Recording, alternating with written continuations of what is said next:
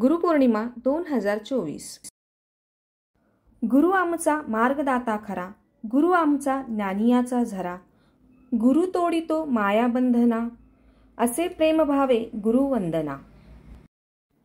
माननीय मुख्याध्यापक, परमपूज्य शिक्षक वर्ग आणि माझ्या प्रिय मित्रमैत्रिणींनो, आज आपण गुरुपौर्णिमा साजरी करण्यासाठी इथे जमलो आहोत। मी रुपाली किणगी या ठिकाणी आज गुरुपौर्णिमेची महती सांगण्यासाठी तुमच्यासमोर उभी आहे। दरवर्षी आषाढ महिन्यातील पौर्णिमेला गुरुपौर्णिमा साजरी केली जाते। याला व्यास पौर्णिमा असेही म्हणतात, कारण या दिवशी वेदव्यास ऋषींचा जन्म झाला होता। पौर्णिमा म्हणजे प्रकाश आणि गुरु आपल्याला अज्ञानरूपी अंधाराकडून ज्ञानरूपी प्रकाशाकडे घेऊन जातात। म्हणून गुरुविषयी आदर, कृतज्ञता व्यक्त करण्याचा दिवस म्हणजे गुरुपौर्णिमा।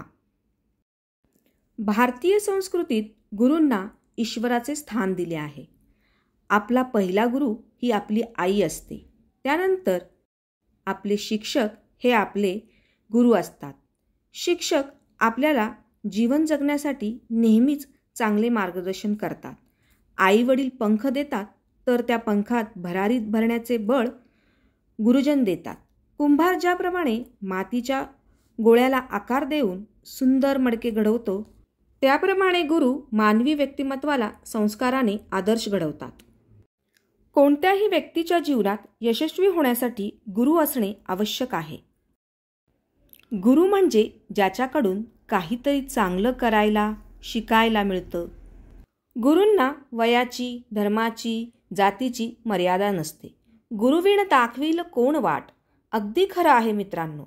अहो, आचरेकर गुरुजी नसते तर सचिन तेंडुलकर सारखा महान खेळाडू आपल्या देशाला मिळाला असता का? छत्रपती शिवाजी महाराज, संत श्रेष्ठ ज्ञानेश्वर महाराज, संत कबीर या महान व्यक्तींनी ही आपल्या कर्तृत्वाचे श्रेय आपल्या गुरूंना दिले आहे। वाल्मिकीचा आदर्शवाद, व्यासांचा व्यवहारवाद, द्रोणाचार्याची कर्तव्यनिष्ठा आजही गौरवली जाते। गुरु म्हणजे विश्वास, गुरु म्हणजे आदर्श, गुरु म्हणजे अमर्याद ज्ञान। हेच ज्ञान आत्मसात करून ते पुढच्या पिढीपर्यंत पोहोचवणे आणि गुरूंनी जे ज्ञान दिले आहे, जो बोध केला आहे, त्याचे प्रत्यक्ष आचरण करणे हीच खरी गुरुपूजा। गुरूंची महती, गुरूंविषयी कृतज्ञता शब्दात व्यक्त करता येणार नाही, इतके गुरूंचे महत्त्व महान आहे। शेवटी मी एवढेच म्हणेन, गुरूंनी दिला ज्ञानरूपी वसा, आम्ही चालवू हा पुढे वारसा, आम्ही चालवू हा पुढे वारसा। आजपर्यंत कळत नकळतपणे मला ज्ञान देणाऱ्या माझ्या सर्व गुरूंना आजच्या गुरुपौर्णिमेच्या दिवशी माझे वंदन आणि शुभेच्छा। एवढे बोलून मी माझे भाषण संपवते। धन्यवाद। जय हिंद, जय महाराष्ट्र।